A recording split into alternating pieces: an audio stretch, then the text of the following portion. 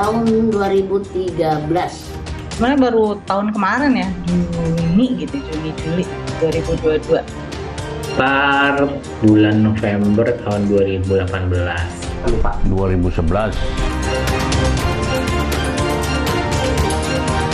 Ya, dia bilang tahun 23, 10 tahun kemudian. Sekitar 40-an lah, 40 tahun. Tapi kemarin dicek lagi, ternyata malah jadi 51 tahun. Sekitar 2058 ya, jadi masih 35 tahun lagi. COVID-19 dibatalkan, jadi mundur lagi. 2020 tidak jadi berangkat, 2021 tidak, 2022 berangkat tapi pembatasan umur. Jadi saya istri ibu bisa berangkat, saya tidak bisa. Jadi ibu bilang dah tahun depan saja, membilangkan 2023 mudah-mudahan ada perubahan. Yang saya khawatirkan justru yang jemaah sekarang ya, itu kan pasti yang tadinya udah bener. santai gitu kan, Tiba-tiba harus nambah biaya. 20 juta mendadak itu keberatan sih kayak gitu. Dan sangat luar biasa, sangat tidak setuju, tidak keberatan lah kita. Dan menurut agama pun tidak diwajibkan itu. Kalau sudah tidak sanggup kita, kami pun tarik diri. Kalau memang pemerintah menaikkan begitu tajamnya, kami tidak sanggup. Udah mundur, tapi untuk harga itu loh, harga haji itu janganlah sekian, kelewatan deh. Naiknya masa dari 35 jadi 70. Kalau mau naik itu ya 35, 40, yang wajar-wajar lah gitu. Kita sih menerima sebenarnya untuk kenaikan. Barang-barang juga naik tuh pasti. Tapi ya itu kayak transparansinya aja. Dan mudah-mudahan dapat bantuan ya. Nggak ditekan terus subsidi lah atau apalah gitu. Saya berharap dari pemerintah ada transparansi sih. Jangan sampai kita tuh masih ingat kejadian first travel ya, di mana orang yang berangkat belakangan itu malah harus membayarin orang yang berangkat duluan. Nah itu jangan sampai dana haji itu sampai kejadian seperti itu. Itu kan Ponzi scheme namanya. Kalau seperti itu. Jadi kami haraplah kepada Kementerian Agama, khusus Kementerian Agama, Bapak Menteri Agama, untuk janganlah dipersulit umat atau jemaah ini saat-saat jemaah ini memang sulit ekonominya. Itu yang kita harapkan.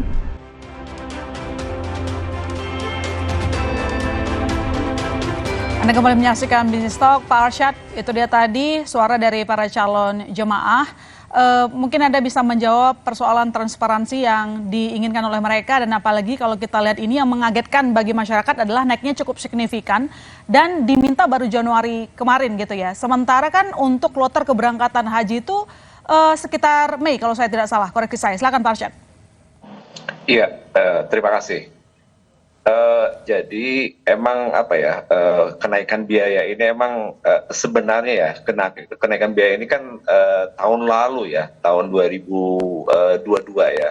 Cuma kan ketika kenaikan biaya masa air sebanyak 23 juta menjelang keberangkatan jemaah haji ke Arab Saudi, itu kan kondisinya sangat mendadak sekali dan diumumkan oleh pemerintah Arab Saudi menjelang keberangkatan. Yang awalnya skema 50% dibiayai jamaah, kemudian sisanya dibiayai dari nilai manfaat.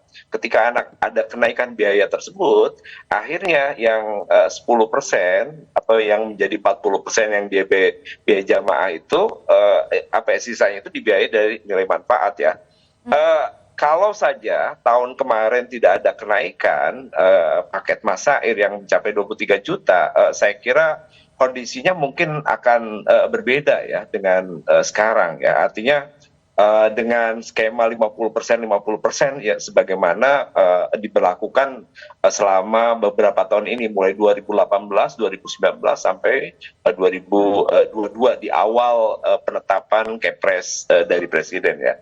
Nah, emang untuk menjelaskan ke publik kaitan dengan transparansi ini ya, sebenarnya setiap tahun ketika sudah ditetapkan kaitan dengan besaran BPIH, kita mempublish apa-apa yang dibiayai oleh jamaah dan apa-apa yang dibiayai dari nilai manfaat. Dan itu kita melalui media-media mainstream kita sampaikan, mungkin karena selama ini yang dipahami oleh publik yang dibayarkan itulah biaya haji. Saya kira ini momen yang pas, momen yang baik untuk mengedukasi kepada jamaah haji bahwa pembiayaan haji itu ada dua pembiayaan, satu pembiayaan yang yang dibayarkan oleh jamaah, satu lagi pembiayaan yang diambilkan dari nilai manfaat ya. Mungkin cerita nilai manfaat ini juga mungkin perlu juga ya, bahwa nilai manfaat itu adalah hasil daripada kelolaan BPKH terhadap setoran awal yang dibayarkan oleh jamaah haji yang sampai saat ini pendaftarnya mencapai angka 5.275 ya. Saya kira tidak hanya jamaah haji yang berangkat tahun ini yang berhak mendapatkan nilai manfaat tersebut, tapi mereka yang menunggu ya 5 tahun, 10 tahun, bahkan di sebagian daerah di Sulawesi Selatan sampai 50 tahun itu mereka juga harus mendapatkan nilai manfaat dari nilai manfaat yang ada tersebut. Oleh karenanya ya kebijakan untuk menaikkan BP itu saya kira tidak lepas dari cara pandang kita bahwa nilai manfaat itu harus berkeadilan ya, supaya apa? Supaya tadi sustain ya, kata Pak Kepala BPKH.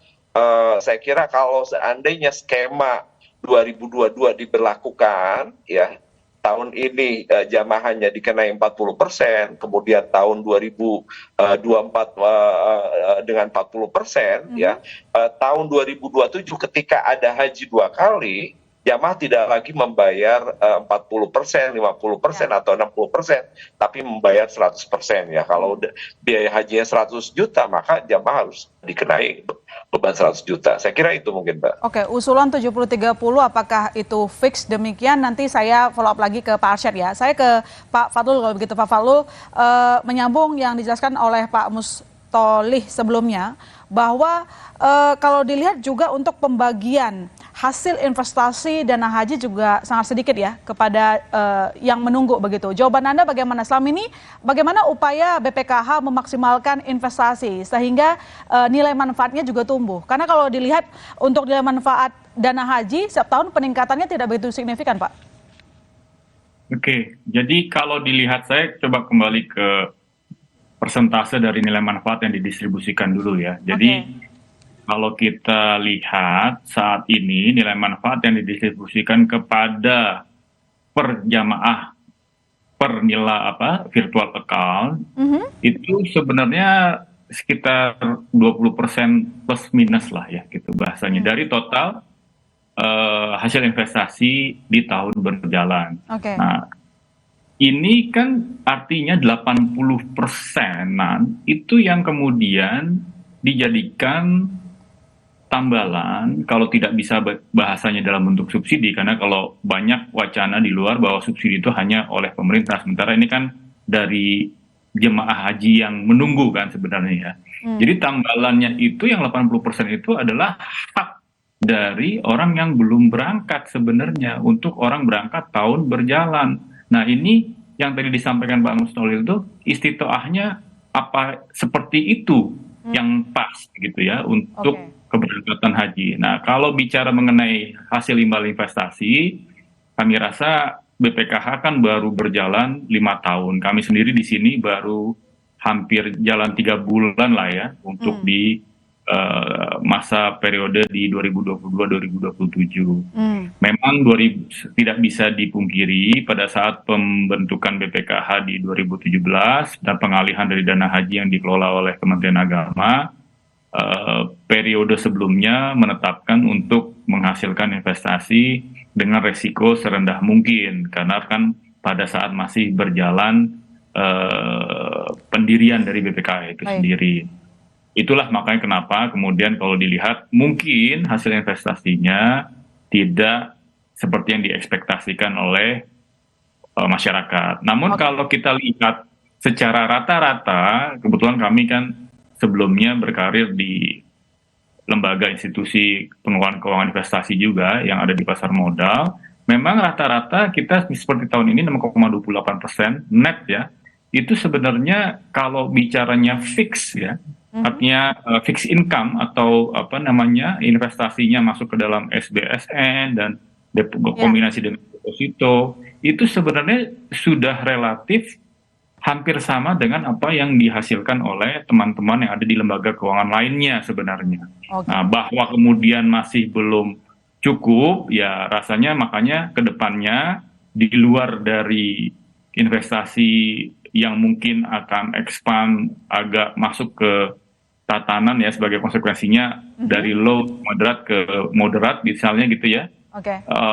Kita juga sedang dalam proses untuk bisa melakukan investasi yang tidak hanya melulu menghasilkan hasil investasi, tapi juga bisa sebagai sarana untuk mendukung Kementerian Agama dari pengendalian harga yang ada di ekosistem perhajian. Jadi artinya nanti ke depan kita akan coba untuk investasi beyond marketable securities dan masuk ke dalam ekosistem perhajian. Oke, baik. Terima kasih Pak Fatlul. Saya ke Pak Mustolih. Pak Mustolih, di tengah permintaan dan fakta-fakta yang tadi sudah disampaikan begitu ya, tanpa mengesampingkan perasaan calon jemaah, tentu saja mungkin mereka kaget ya karena ongkosnya cukup naik signifikan. Tapi DPR justru memberikan usul menurunkan untuk biaya haji. Anda tanggapannya gimana? Ya, ini memang menarik, Pak. Jadi apa yang dibilang di luar sana bahwa BPIH, biaya penyelenggaraan ibadah haji, pada akhirnya akan sangat politis. Apalagi ini di tahun politik. Kenapa?